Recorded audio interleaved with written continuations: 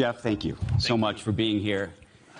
We always try to save the best for last, and we couldn't be more thrilled for you to be here. I said it at the beginning of the day, and I'll say it again in front of you, Jeff. Jeff is one of the world's most successful entrepreneurs. We talk a lot about people, we've talked about it all day, about people of consequence on this stage. And there's no question that Jeff has changed the way we live, really. And it's rare to be able to say that about anybody. In 1994, he founded Amazon, which started as an online bookseller. You know the story, right out of his garage in Seattle. Today, Amazon's one of the most 5 valuable companies in America. Now he's focused far beyond Earth to outer space through his company Blue Origin. He's racing to the moon and then to Mars. His new Glenn heavy lift booster rocket expected to launch any day now. Any day now. And meanwhile, back here on Earth, his Bezos Earth Fund granting $2 billion so far. And of course, he also owns the storied Washington Post, which has put him in the headlines in recent weeks as well. It punches above its weight in that regard. And we're going to talk about it. We're going to talk about all of that and more. And in fact, what I want to do, if you'd indulge me, is actually start there with the Washington Post. And the reason I want to do that, because I think as we all saw the election play out and we saw the decision not to endorse a presidential candidate prior to that, it became, I think, a microcosm of so many different things in our society, that decision. It became a Rorschach test for people and their politics. It became a question about trust in the media, about influence, about business interests, and so many other things. And so I was hoping maybe just to sort of help us with this story, which we all read about. If you could just, in your own words, take us back to the 2 weeks before the election when that decision was made and what happened and what was going through your mind at that time. Well, it was the time when, for some number of years, about that time when the Washington Post would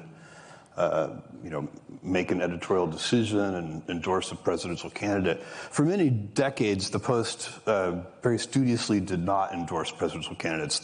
The kind of founder of the modern Post, a guy named Eugene Meyer, whose words are still inscribed on in the lobby as you walk in, was against the idea because he thought an independent newspaper shouldn't be endorsing presidential candidates, and so they didn't do it. After Watergate, the Post started endorsing presidential candidates. And so we're talking about this in that time frame.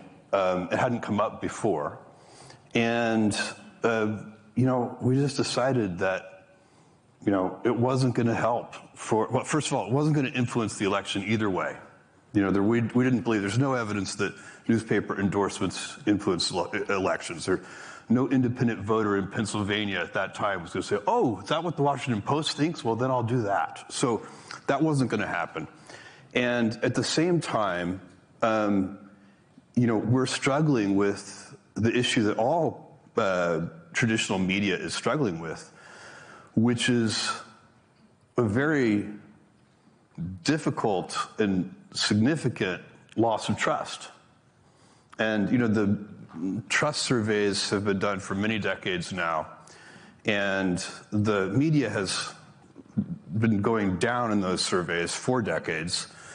They've always been able to hang on to the one, small positive, that they're always above Congress. And this year they lost even that, falling below Congress, which is not easy to achieve. Congress was thrilled, by the way, not to be at the very bottom of the list. And so we just decided that the pluses of doing this were very small, and it added to the perception of bias. Newspapers and media in general, if they are going to try and be objective and independent, they have to pass the same requirement that a voting machine does. They have to count the votes accurately, and people have to believe that they count the votes accurately. Both requirements are just as important for a voting machine. And media is similar. And there's a strong perception. Not all of it is the media's fault. There's a lot of external factors involved too. But where we can do something, we should. Okay, but let me ask you, and you know that there was blowback I just want to read you. This is Marty Barron, who was your former editor of that paper. He said, "This is cowardice with democracy as its casualty." David Remnick said, "If Jeff Bezos had said 2 years ago that he thought the editorial page should get rid of endorsements, all of them, you could argue the case one way or another." But he was effectively suggesting that given this scenario with the timing of it. Look at it. If I had the prescience to think about this topic at all 2 years before, that would have been better for perception reasons. But in fact, we made this decision. It was the right decision. I'm proud of the decision we made. And it was far from cowardly because we knew there would be blowback, and we did the right thing anyway. Okay, so let me ask you about that, though. There was blowback. I think 250,000 people canceled their subscription. So did you think when you were doing this that some people were going to say that actually it creates less trust in media? I mean, part of it was aimed at creating more trust in media. And at the same time, clearly there were other people saying maybe there's less trust. No, I don't follow that logic. You don't? Mm-mm. And so were you surprised at the? Not really. We knew that this was going to be perceived in a very big way. As I said, these things punch above their weight. And were you worried about that at all? I mean, you can't worry. You can't do the wrong thing because you're worried about bad PR or whatever it is you want to call it. So this was the right decision. We made the right decision. I'm very proud of the decision. So let me just ask you one related question, which is this. You said in your opinion piece about all of this, I thought it was fascinating. You said, when it comes to the appearance of conflict, I am not the ideal owner. No, I'm a terrible owner of the Post. For the Post, from the point of view of appearance of conflict. Probably not a single day goes by where some Amazon executive or some Blue Origin executive or some Bezos Earth Fund leader isn't meeting with a government official somewhere. And so there are always going to be appearances of conflict. And is that I would be a pure newspaper owner who only owned a newspaper and did nothing else would probably be, from that point of view, a much better owner. Now, the advantage I bring to the Post is, when they need financial resources, I'm available. I'm kind of, I'm like that. I'm the doting parent in that regard. I think embedded underneath the fundamental question is this, and the Wall Street Journal wrote about it, the New York Times has been writing about it. It's whether, and this was, I think, the question that people had, which was whether you had any worry in your mind about your other businesses, about Trump, and whether he would ultimately target an Amazon or target a Blue Origin as retaliation against negative coverage, given that you had lived through that. No, I don't think so. That was certainly not in my mind. And I'm also very aware that the Post covers all presidents very aggressively, is going to continue to cover all presidents very aggressively.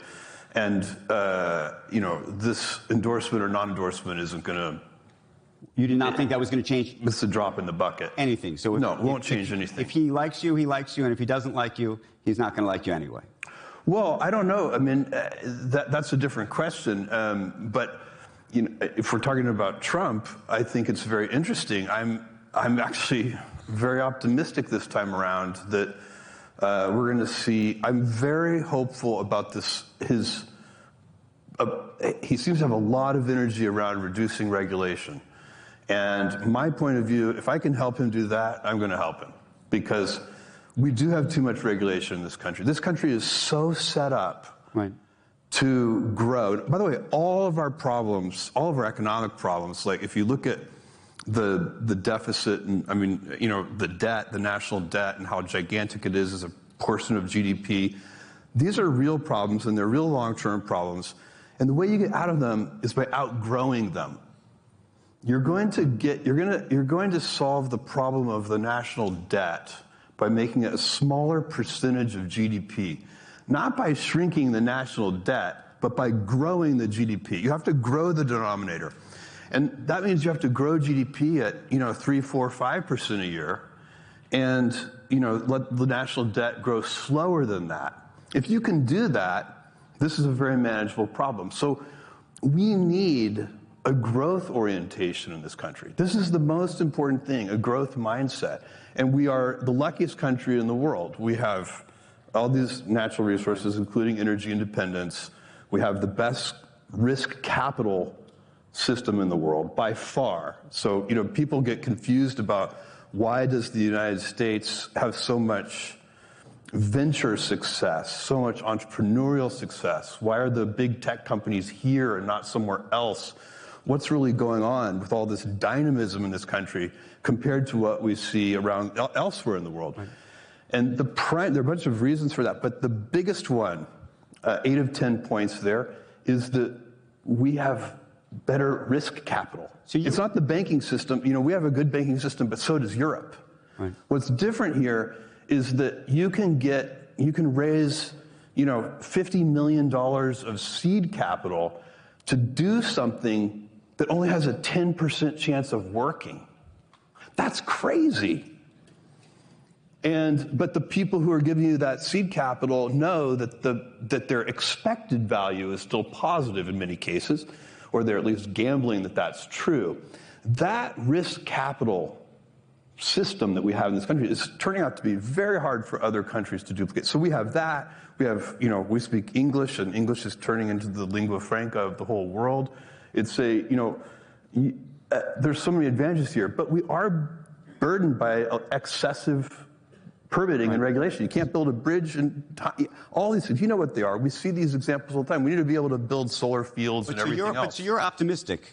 I'm super optimistic about this president. And the reason I ask is because I'm very optimistic that President Trump is serious about this regulatory agenda, right. And I think he has a good chance of succeeding. What about the idea that he thinks that the press is the enemy?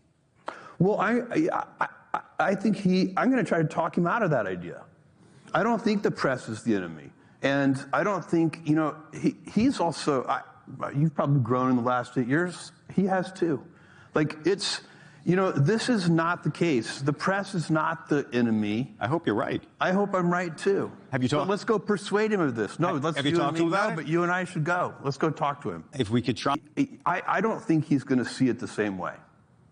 But maybe I'll be wrong. Was that always your thought, by the way? What I've seen so far is that he is calmer than he was the first time and more confident, more settled. Let me ask one related question, then I want to actually get into space, but it actually is an interesting segue to space, because we were talking earlier this morning to Sam Altman about Elon Musk. And Elon Musk's relationship with the president, interestingly, and there's been a lot of questions about whether there could be the possibility that Elon, given his proximity, would make things difficult for people who are his competitors. Elon, in the space context, is your biggest competitor. Yes. Does this concern you? Well, they're certainly very able competitors. I mean, this is an arena where... Does it concern you, his proximity? No, I was headed there. Oh. But I'm just saying they're certainly very good competitors, and no doubt about that. I take at face value what has been said, which is that he is not going to use his political power to advantage his own companies or to disadvantage his competitors. I take that at face value. I could be wrong about that, but I think it could be true. I think he probably is trying to, I think this Department of Government Efficiency and that he and Vivek are helping Trump with and so on. Again, I've had a lot of success in life not being cynical. And I've very rarely been taken advantage of as a result. It's happened a couple of times, but not very often. And I think that cynicism, why be cynical about that? Let's go into it hoping that the statements that have been made are correct, that this is going to be done, above board in the public interest. And if that turns out to be naive, well, then we'll see. But I actually think it's going to be great. I'm hoping. I'm glad you could address it. It's something I think we all want to know. One, by the way, before I even get to space, Washington Post question, just because there's a lot of media people here. The big plan to save or fix the Washington Post, as you've been a great innovator as it comes to Amazon and everything else. Do you have a big idea about how the Post is going to change? Newspapers are going to change? I have a bunch of ideas, and I'm working on that right now. And I have a couple of small inventions there. So we'll see. We saved the Washington Post once. This will be the second time. I'd like to. It was saved for, let's see, 2013, so 11 years ago. It took a couple of years. It made money for 6 or 7 years after that. In the last few years, it's lost money again. And it needs to be put back on a good footing again. And the first time we did it by transitioning away from advertising to subscriptions, and also away from being a local paper to being a national paper. And there are many more details to it, but that was the basic formula that was used, and it was very successful. And we have a few other ideas, so stay tuned. We'll see. Okay. Here's my question to you about space, which is, I think a lot of us watched you. This was just weeks after you stepped down as the CEO of Amazon. You went aboard New Shepard as its first crew flight. And I remember watching it on TV just like everybody else. This is 2001. And I know this is something you wanted to do literally since you were a kid. I mean, I went back and looked. There were articles and letters and people who said that when you were a child, you were talking about this. And so I was just curious if you could just take us back to that morning and what that felt like, because you have now put all of your eggs now in the space basket, and what that was like, and how that might have even shifted your thinking about What do you this. mean, put all of my eggs in the space basket? Well, you mean you have a huge investment in space. Yes, but it's not all my eggs. Not all of them. Yeah, no, I still have a huge investment in Amazon. I still spend a lot of time there too. I've actually never worked harder. This retirement thing I've turned out to be extremely lame at, and so I'm waking up every morning and doing meetings from 9 to 7 and reading documents, and most of it is Blue Origin, but quite a bit of it is still Amazon too. That morning, we're going to space, and I'll tell you about the overview effect, which everyone goes. We've now sent 6%. New Shepard is our tourism vehicle. It takes people up in space. The whole journey takes 11 minutes. You're in space for 4 minutes. You go up above the Kármán line, 100 kilometers up. You see the curvature of the Earth, the thin limb of the Earth's atmosphere. It truly is a life-changing, transformative thing. Every astronaut, everybody who's ever been to space has felt this. And it has a name. It's called the overview effect. Jim Lovell, the Apollo 13 astronaut and later moonwalker, has a beautiful quote. When he saw the Earth from space, he looked back and said, "I realize you don't go to heaven when you die. You go to heaven when you're born." And that's how beautiful this planet is. And you may have seen William Shatner when he flew on New Shepard, and he came back. He saw everything, the blackness, and how there's the nothingness. And he described it as death, and said, "Look, this is the one little pool of life that we in this entire solar system." It's truly incredible, and it is a profound experience that's hard to describe. But that morning, something else happened to me that was very personal. We're getting ready to go at 4:45 in the morning, and my whole family is there, some close friends, extended families, 35, 40 people there. And by the way, I'm going on the first human flight of this vehicle, and so it's never flown people before, and my poor mother, what's worse is I'm bringing my brother with me. So it's me and my brother, and we wake up getting ready to go to the launch site, and kind of, we weren't really expecting it, but everybody, of course, is awake and there to say goodbye. But they thought they were saying goodbye forever. and which was surprising to me. I wasn't expecting this, but they were genuinely terrified for us. But it was paradoxically for my brother, and it felt really good to us because we got to see how loved we were. And it was very interesting, you know, my kids and my sister and my mom and my dad and these close friends, it's easy to know what's going on inside your own head. It's easy to know that you love people. It's not to know how much you're loved by others is not always as obvious. And to see that concern was very meaningful, very emotional. It was a kind of an unexpected, the overview effect. I talked to astronauts. I knew I was going to in store for something special, but it was very interesting to have that feeling from my family too. Did that change the way you thought about everything you're doing with Blue Origin in terms of what this is all about? You've said that the reason that we've got to go to space, in my view, is to save Earth.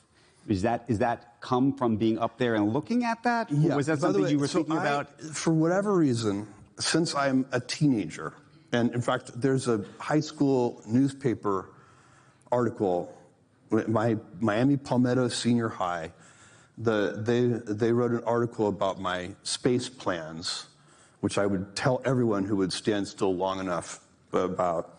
And those plans included what I am still working on, which is moving all polluting industry off Earth.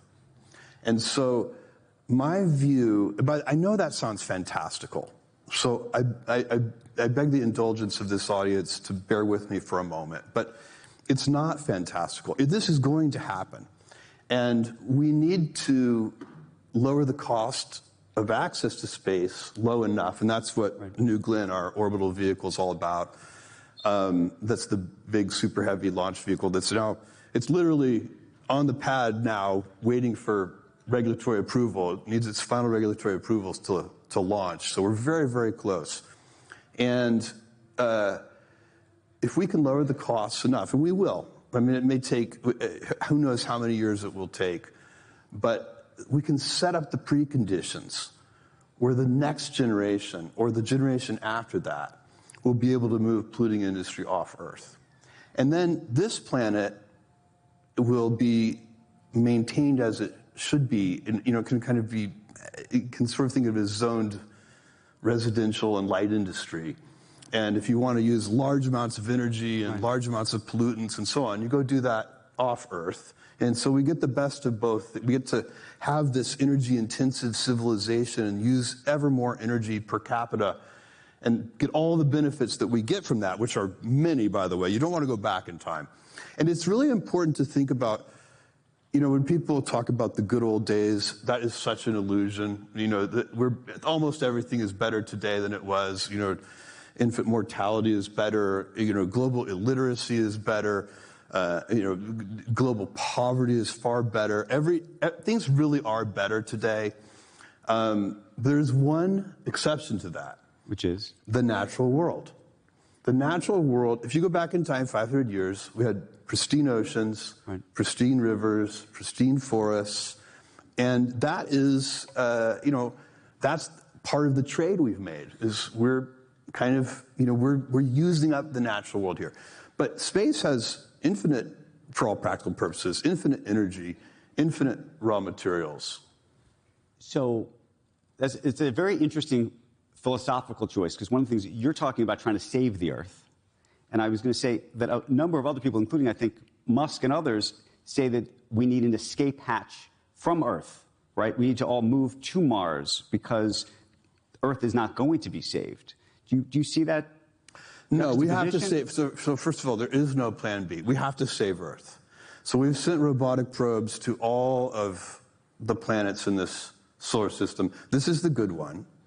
And we must save it. We cannot, look, we can live, we can choose how we want to live. It is not impossible, if you think about climate change and so on, some of the issues that we face here because of the way we're doing things currently, you could imagine a world with enough technological sophistication where we can turn Earth into sort of a giant spaceship, like air-conditioned. It's fantastical. No, I know. But I'm saying air-conditioned planet and, kind of pave the whole thing and turn it. That's a bad future. We don't need to do that. Turning Earth into, take the whole thing and turning it into a human construct and destroying this natural ecosystem when it's so unique and such a gem, that's not the right way to do it. So we should move all that off Earth. And we will, because we won't do it the wrong way. And you know why we won't? Because humans value beauty and art. I have a ranch in West Texas. It's actually also where the launch site for the suborbital vehicle is. And on that ranch, you can, in many different places, you can go and find, arrowheads and ancient pottery. And some of the pottery is 7,000 years old. And it is, and that was a hard scrabble, subsistence level life. And that pottery is decorated. So here are these people who are in a desert environment, scraping for water, food, and yet they're taking the time to paint their pottery. What does that tell you about our values? And what humans value beauty and art. We're not going to destroy this planet. Let me ask you two other related space questions. I had the opportunity to go tour Blue Origin in the fall. And one of the things that everybody down there talks about is this idea of getting to the moon and then using the moon. In fact, the phrase that one of your colleagues said was, we're going to use the moon. The moon is going to be like JFK, the airport. Because, like JFK, the airport. Because we're going to send stuff to the moon, and then from the moon, then we're going to go to Mars. It's like a pit stop along the way. And I thought that was sort of a very interesting thought process. There's a very strong argument to be made that the moon is a good stepping stone to the rest of the solar system. And the reason for that, because the moon has a much lower gravity level than the Earth, and because it has a lot of very important minerals, and also water in the form of ice in the permanently shadowed craters at the poles of the moon. And ice can be water can be converted into hydrogen and oxygen, which happen to be the very best, highest performing rocket propellants. And so you can, it takes, to raise a kilogram of mass from the Earth takes 28 times as much energy as raising that same kilogram from the moon. So to the degree that you can get raw materials from the moon, which, again, we're talking about a couple of generations in the future, but to the degree that you can get raw materials from the moon instead of from Earth, those materials will allow you to build spaceships and to fuel those spaceships and to build solar arrays and all these other things that you want to do, but using lunar resources instead of Earth resources, and then it would provide a very convenient stepping stone to the rest of the solar system. Dave Limp, who we just hired to run Blue Origin for you as the CEO, said apparently when he was interviewing with you, he said, Jeff, is Blue Origin a hobby or a business? Yeah. What did you tell him? It's a business. It's not a very good business yet. How big a business can it be? Look, I think it's going to be, from a business point of view, from a financial returns point of view, I think it's going to be the best business that I've ever been involved in. But it's going to take a while. So bigger than Amazon? Yeah. So let me ask you a different question, which is, I remember just being down there, the scale of everything. I wish you could all just go and see it. Is so remarkable. You sort of look at the scale, and you can't even understand what is happening around you. It's sort of so hard to fathom just the size of it all. And it made me think about confidence. We were actually talking to Serena Williams earlier today about confidence. And I was thinking to myself, it's easy for her. She just has to be the best in the world. Well, but this is going to go to you too, which is, when you started Amazon, that was a business that had to scale, and you had to see the scale to work. I remember for years I was covering it. I would be writing about when you were losing money left, right, and center. Everyone thought this whole thing was crazy, and we lost money for 11 years. The scale of it people I thought it was insane. Yes. And if you go down to Florida, to Cape Canaveral, and you see the scale of this thing, you say, "My God, this is insane." Tom Brokaw interviewed me one time about Amazon's losses, and he looked at me and he said, Mr. Bezos, can you even spell profit? And I said, yes, P-R-O-P-H-E-T. So where do you think your confidence, though, comes from to create a business that requires such scale? Most people like to, they take one foot and they put the other foot and they want to be able to see where they're going. And I would argue in the case of Amazon, in the case of space, you can't see maybe you can see where you're going, but a lot of people actually struggle to see it. Well, I think this is, first of all, a very good question, very interesting question, and I'm not sure I know the right answer, or maybe there are many answers, so let's start with that. But one observation I would have is that I think it's generally human nature to overestimate risk and underestimate opportunity. And so I think entrepreneurs in general, would be well advised to try and bias against that piece of human nature. The risks are probably not as big as you perceive, and the opportunities may be bigger than you perceive. And so when you look at, you say it's confidence, but maybe it's just trying to compensate for that accepting that that's a human bias and trying to compensate against it. The second thing I would point out is that, thinking small is a self-fulfilling prophecy. Now, when do you think you learned this, though? Because you were doing this at a very young age. I mean, this is something that maybe a wizened old man would say. But I only say it because I remember it's very early. I remember watching on 60 Minutes. This is maybe 1999. And at the end of the interview, they were asking you about whether this whole thing could work or not. And you said it's not a fear that it can't work. It's a fact that it might not work. Right. That is true. And no, but I remember seeing that, thinking, and you just said it in this sort of matter-of-fact kind of way, which is to say, did you say to yourself, there's a massive risk this is not really going to happen? To raise the first $1 million of seed capital for Amazon. So I sold 20% of the company at a $5 million valuation. I sold 20% of the company for $1 million to 22 angel investors, roughly $50,000 each. And I had to take 60 meetings. So whatever, roughly 40 of them said no, and a little 22 or so said yes. And it was the hardest thing I've ever done. Basically, this was 1995-ish, 1995. And the first question was, what's the internet? Everybody wanted to know what the internet was. And by the way, the 40 no's were hard-earned no's. Like, they weren't just no. They were me, multiple meetings, working really hard, trying to get people to write that $50,000 check. And the whole enterprise could have been extinguished then. And what I do remember in those meetings, I would always tell people I thought there was a 70% chance they would lose their investment. And in retrospect, I think that might have been a little naive. But I think it was true. In fact, if anything, I think I was giving myself better than the odds. Better than the real odds. What do you think the real odds are in space with Blue Origin? Well, Blue Origin is, doesn't have the same level of financing risk. So, because I can finance Blue Origin with my Amazon stock. So I think Blue Origin has a lot of runway. Blue Origin is going to do some very amazing things here, and it's and by the way, Amazon is doing amazing things. I saw some of our announcements yesterday, I hope, but the Nova foundational models are truly incredible.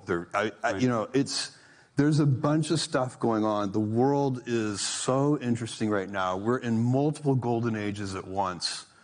And, I'm also very interested in robotics. I'm not doing that directly, but I'm doing it. I'm investing in a number of robotics companies. I'm a big believer in it. I think there's never been a more extraordinary moment to be alive. We're so lucky. I want to go back to Amazon for a second. Is throughout your whole career at Amazon, it appears to me like you paid yourself about $80,000 a year in total. Yeah. Cash comp. And never took additional equity in the company the entire time. No, I never did. And I asked the comp committee of the board not to give me any comp. And my view was, I was a founder. I already owned a significant amount of the company. And I just didn't feel good about taking more. I felt I had plenty of incentive. It was, I owned, more than 10% of the company, more earlier, before it was diluted by various things, more than 20% of the company. And I just felt, how could I possibly need more incentive than owning such a, most founders own big chunks of the company. They don't really need, they're more like owner operators. The way they increase their wealth is not by getting more equity. They just want to make the equity they have more valuable. And so I just would have felt icky about it. And I'm actually very proud of that decision. I sometimes wish that there were and maybe you can do this, Andrew, or maybe the Washington Post will do this, but somebody needs to make a list where they rank people by how much wealth they've created for other people. And so instead of the Forbes list, it ranks you by your own wealth. So, Amazon's market cap is $2.3 trillion today. I own about, 200 billion-ish of it.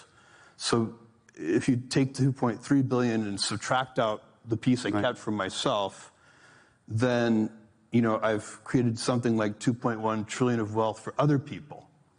That should put me pretty high on some kind of list. And that's a better list. How much wealth have you created for other people? Right. People like Jensen at NVIDIA, he's going to be very high on that list. And that would be a pretty cool list. Somebody should do that list. I think that is a very cool list. How does the idea of your own influence sit with you? Do you think about that? Do you appreciate that you are one of the most powerful people in the world, frankly, given your connections to Amazon, given what you're doing with Blue Origin, given all the other things that you're investing in and can do, the Washington Post? I don't. It's a fair question, but I don't think about it that way. I don't wake up and think, how am I going to exercise my power today? I wake up and follow my curiosity. I've always been a wanderer. And I even organize our Amazon meetings this way. I want crisp documents and messy meetings. And I want the meetings to wander. The only meeting I'm ever on time to is my first one, because I won't finish a meeting until I'm really finished. You can do that because you're the boss. What about everybody else? They have to wait for me. But that, this is, I try to teach, really wander in the meetings. There's certain kinds of meetings that are like a weekly business review or something, where it's like a set pattern and you're going through it. That can have an agenda and it can be very crisp. That's a different kind of meeting. But most of the meetings that are useful, we do these 6-page memos, we do a half-hour study hall, we read them, and then we have a messy discussion. So I like the memo should be like angels singing from high. It's so clear and beautiful. And then the meeting can be messy. How messy can it be? And I completely. No, I asked that because culturally, right now, and there's so many people in the room here who go to meetings, and we don't know how messy they can be. No, I mean that because you don't know whether you really can raise your hand and say this idea is completely insane and should not be happening. In fact, I am very skeptical if the meeting's not messy. At one time, it doesn't happen very often because it's kind of verboten, but I could tell in the meeting that the team had rehearsed the meeting. That happens. A lot. I could just feel it. Like you can tell the little tiny cues. And I turned to them and said, "Did you guys rehearse this meeting?" And they're like, "Yes." I was like, "Don't do that again. You don't need to." Because here's what, maybe you would rehearse a sales meeting, right? If you're going, if you're going to go visit a customer and you're trying to sell them a new product or something, maybe you want to have all your ducks in a row and you want to put your best foot forward. But that's what people do for the CEO. Internally, you're seeking truth, not a pitch. I don't want to be pitched. And you don't want any of your senior executives to be pitched. And that's why messy is good. And you also want to be early. It's like you don't want the whole thing to be figured out and then presented to you. Right.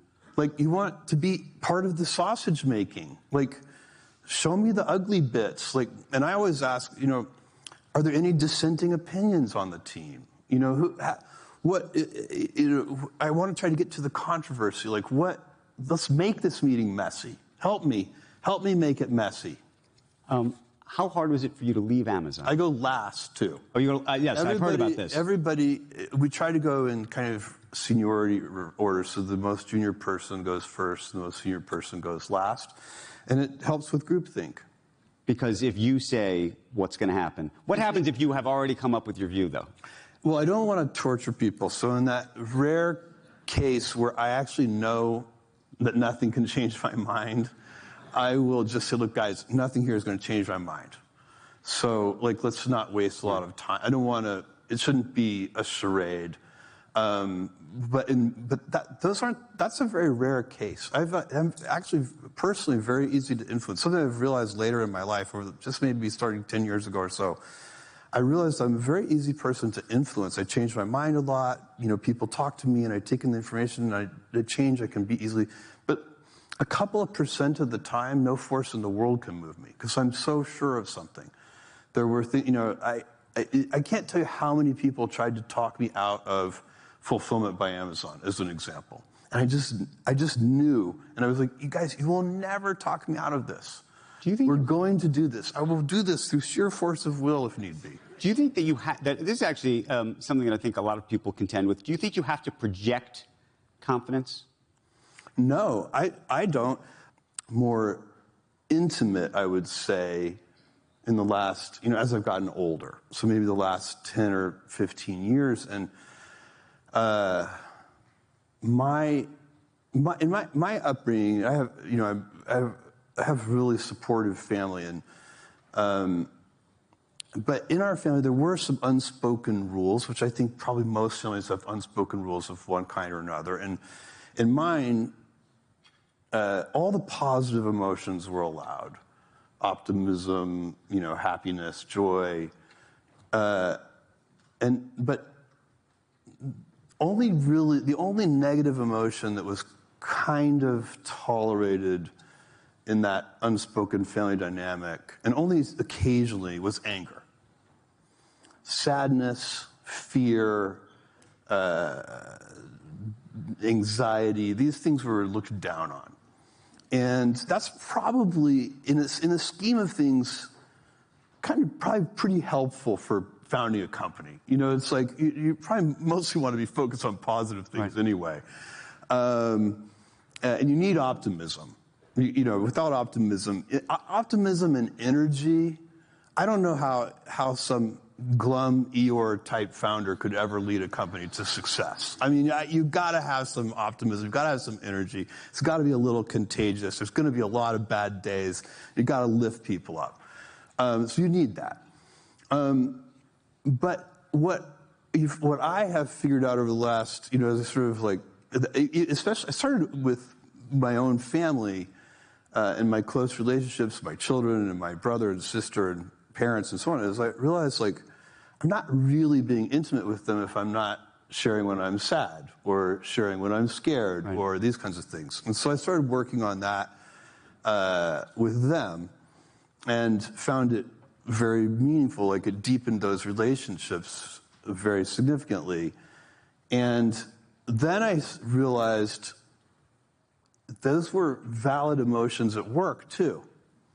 And so it's it turns out like they're more precise. All of your emotions are sort of an early warning system. You know, if you're stressed, for me, that's a kind of an early, you know, a radar that is detecting that there's something I'm not taking action on.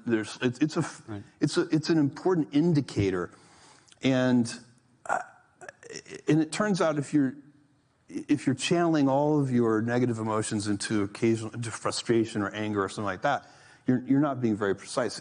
It's much better now. Like I'll have a meeting and I listen for a while, and when it's my turn to talk, I'll say, "I'm scared," and that's more effective. People are like, "What are you scared of?" And then you can start talking about, okay, what's making you scared? That's you get more in touch. It actually help you. Probably not just your family relationships, your close, intimate relationships, but I think it helps you at work, too. Let me ask you an Amazon question. Amazon is your baby. And, for sure. You stepped away from that. Yeah. What did that feel like? How hard was that for you? And what is it like now? Well,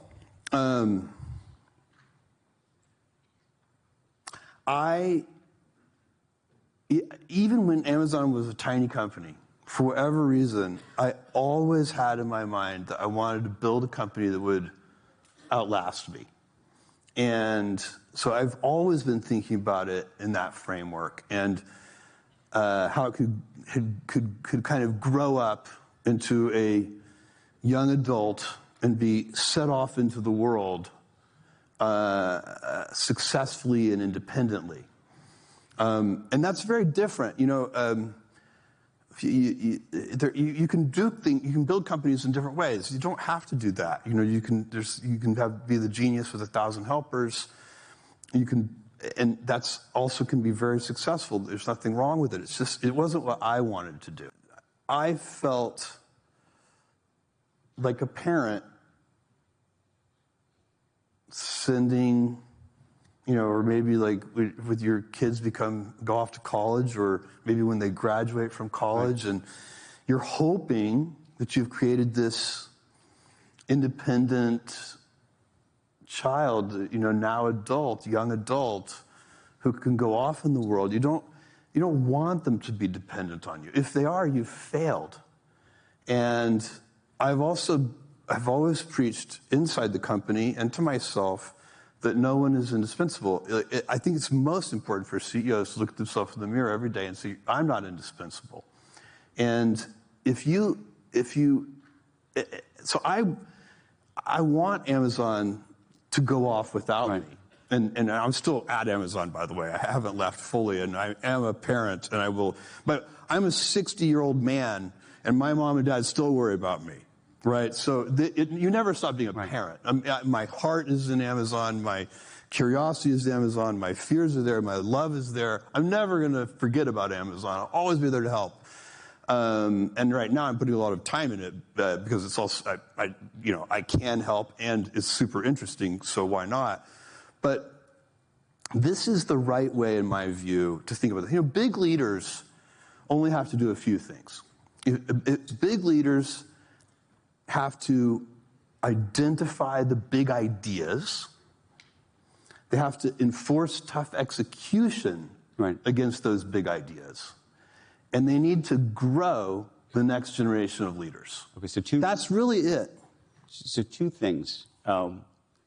And so my job, one of my jobs right now is to make sure Andy Jassy and the whole leadership team are successful. I take that job very seriously. Well, that's what I was going to ask. As a parent, yeah, your kids can go off, but sometimes they do things you don't want the kids to do. Absolutely. I've got kids in college age and just out of college, and I still have to Venmo them money every once in a while. It just happened. We'll talk about what you subscribe and save to in just a moment on your app. But help us with this. You just said you're very involved with it right now. What is it that you're doing at Amazon? AI. Yeah. So I mean, there are a few things, but small things. But it's 95% AI. And where do you think? It's just so because we're literally working on 1,000 applications internally. So AI, you have to remember, AI, modern AI, is a horizontal enabling layer. It can be used to improve everything. It will be in everything. This is most like electricity. I went to a brewery in Luxembourg many years ago now. In fact, this trip was one of the little tiny catalysts for the founding of AWS. And the brewery was 300 years old, this company making beer for 300 years. A lot of the oldest companies in the world are breweries, by the way. I don't know why this is. And they were very proud of their history, and they had a museum. And in that museum was an electric power generator, 100 years old. And because when they wanted to improve the efficiency of their brewery with electricity, there was no power grid. So they had to build their own power station. So they made their own electricity. And at that time, that's what everybody did. If a hotel wanted electricity, they had their own electric generator. And I looked at this and I thought, this is what computation is like today. Everybody has their own data center. And that's not going to last. It makes no sense. You're going to buy compute off the grid. That's AWS. We were doing it internally at Amazon for ourselves, and the APIs were created. That's a very interesting story in its own right. But this is, these kind of horizontal layers, like electricity and compute, and now artificial intelligence, they go everywhere. I guarantee you there is not a single application that you can think of that is not going to be made better by AI. And where do you think Amazon is in this? We've been talking about large language models all day. We talked to Sam, we talked to Sundar. Clearly, AWS has a big opportunity, but on the language model piece, it doesn't have its own. Does it matter? You've been so busy, Andrew, that you did not see our announcements yesterday. I did see the announcement. About Nova. Yes. Well, that is a large language model, and it is our own. And do you believe that that model is competitive with these other models? It is absolutely competitive. So it is, it benchmarks extraordinarily well. It's a world-class foundation model. It's a frontier model. And it's very, very price performant. Do you think that all these things, we were talking about it earlier, become commoditized, though, the models themselves? I don't think they'll be exactly commoditized, but I think models will end up being specialists at certain things. They'll be better at slightly different. Some will have lower latency. Some will be, better at calling APIs. There will turn out to be a bunch of flavors. Just like you might not consult, if you're phoning a friend and consulting somebody, you're not always going to consult the same person for everything. It won't be exactly like that, because this kind of intelligence that we're creating is a little alien. It's very different from human intelligence in certain ways. These transformers, these large generative AI, even a single application is likely to call multiple AI models, depending on what, some of them will be lower cost because they have a small number of parameters, and then every once in a while you'll have to call the really big model. The big models are mostly going to be used, probably mostly, but they'll certainly be often used as teacher models. So, this is what we announced yesterday with Nova. There are 4 classes of model. There's the giant, frontier model, but that model, we distill down to the smaller models that are more cost-effective, have lower latency, and can provide different levels of intelligence. So that's a really, this whole thing is fascinating. It's, by the way, also one of the ways, it's very interesting to think about how alien this kind of, in some ways, these models are already smarter than humans because they're more multidisciplinary. Right. It's very difficult for a human to, be an expert in, even if you're a doctor, you really have to specialize. You can. Does it excite you or scare you? Oh, it excites me. I'm not. Are you? No, I'm not scared. I just want. We do talk about sort of human. What it's going to mean to be a human when this is all. Well, so I've had this conversation with various people about what means to be human, and people say, well, if AI is smarter than us, better than us at various things, won't that take the meaning out of your life? Or some question along those lines. And I said, look, I consider myself to be a very good writer, but I know people who are much better writers than I am. And in fact, I don't think there's any single thing that I'm the best in the world at. If I'm being really honest with myself, I can always find somebody. I know people who are better than me at math. I know people who are better than me at dancing. That's for sure.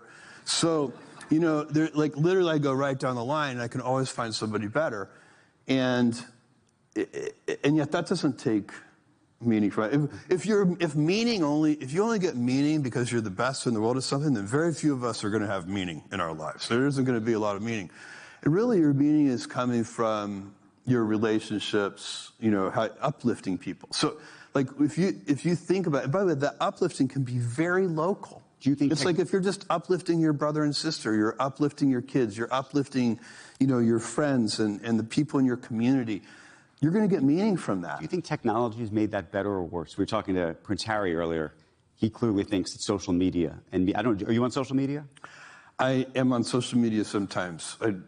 You say sometimes. Well, I am not addicted to social media. I go in and look, and I try to mine it for ideas sometimes, and it's a lot of work to find the little nuggets there are some. Like I follow a bunch of people who I think are really smart, and if I can stay just on those, but invariably the algorithm captures my attention and takes me down a different path. But you're very good. I've seen you. You're very good at compartmentalizing. Meaning, you will put the phone down. I never pick up my. Is that a natural act, though? It's easy for me. I'm a serial multitasker, so I'm very, very focused. When I was in Montessori school, they told my mom that I was problematic because I wouldn't switch tasks. And my teacher would have to pick my whole chair up and move me in my chair to the next task. And so it's easy for me. If I'm at dinner with friends, I'm at dinner. I do not. An amazing thing. It's not hard for me. That is not hard for me. I'm a good focuser. That's hard for me. Two other things before we go. There are these different buckets. Obviously, we've talked about Blue Origin, which you spend a lot of your time on now, and Amazon. And then I see you making investments in robotics and AI and other things, and obviously the Earth Fund. What is the day like for you? How do you sort of see it? I work from about 9 to 7 in meetings. I mean, it's meetings from 9 to 7. And then I have a bunch of documents I read outside of that. I get energy from that. I've always done that. You can't start a company unless you're willing to work really hard, and not all the work is fun. That's why they call it work. A lot of it is fun, but I always tell people, if you get half your job to be fun, you're crushing it. You got to have your expectations set right. If you come out of college and think like 100% of your job is going to be fun, you're setting yourself up for disappointment. Here's my final question for you. You don't do this that often. You mean do these interviews? Do interviews. No, very infrequently. Very rare. And I'm curious because you must read about yourself occasionally, a little bit through social media. Oh, I definitely see things sometimes, like with the non-endorsement decision. That wasn't very nice of some people. So I'm curious what you think the world misunderstands about you. We all read about you all the time. We see you in pictures and all sorts of things everywhere. And I'm curious what you think when you sort of see the projected version of Jeff Bezos and the real Jeff Bezos. It's actually the reason I wanted you to be here today, because I've had the opportunity to get to know you over the years. I'm curious, though, from your vantage point, what you see as the thing that the public doesn't. Well, what an interesting... I wasn't expecting any questions like this. Let me think about this. I gave up on being well understood a long time ago. I kind of thought, I realized it was it would take so much energy and you'd probably still fail. You know, so to be understood. To be understood is too difficult. It's as a public figure. It's hard enough, by the way, to be well understood by your loved ones, you know, by your kids and your close family members and your closest friends. Even that is difficult. Like, you know, it takes a lot of energy. Right. And I think to be well understood by the world, I would posit to you that if you think you understand any public figure, you probably don't. There may be some exceptions where the people, I don't know, maybe like Oprah when she had her show, because she really was, you saw her so often. Right. And in so many different circumstances that maybe you got a real sense of her. And, you know, I know her and she does seem like the woman on her show. I think there are these rare cases where people end up defining themselves. But mostly you end up defined by a small set of things that catch, as a public figure, that catch people's attention. And they just dominate the entire conversation. You know, like in my case, it would be wealth or something like this. People would say, you know, it's very hard if you're, you know, I had a very funny moment on stage with Bill Gates once. It was shortly after I had become the wealthiest person in the world, and I had taken that title from Bill, a title which I had, you know, I tell you, I promise you, I had never sought. And we were being interviewed, the two of us, by, I can't remember who the moderator was, but he said, Bill, how do you feel about this guy stealing your #1 wealthiest person title? And before Bill could answer, I looked at Bill and said, you're welcome. Because, of course, it's actually just that particular thing tends to be dominant in our culture. It kind of, people over-focus on it, and then they think you're focused on it, which isn't really true. It's, you know, in my case, I think of myself as an inventor.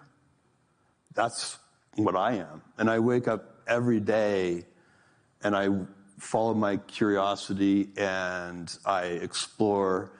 And I really am an inventor. I'm very good at that. I'm a very good lateral thinker, and I love problems, and I love a whiteboard, and I love having a team of other smart people, and we work together, and we find unusual solutions to things.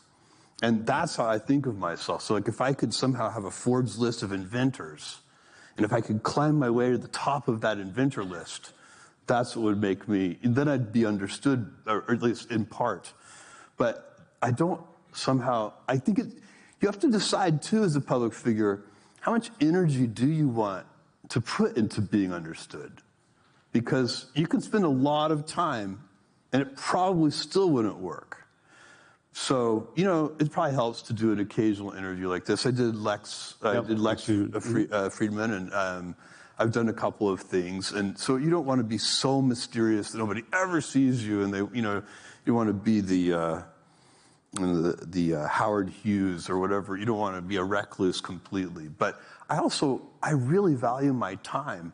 I work very hard. I care deeply about the things I work on. And every minute I'm doing something like this is a minute I am not doing something else. Not that I'm not happy to do this. I am. And I have enjoyed it. And you're very good at it. Thank you, Jeffrey Bezos. Jeff Bezos, thank you so much.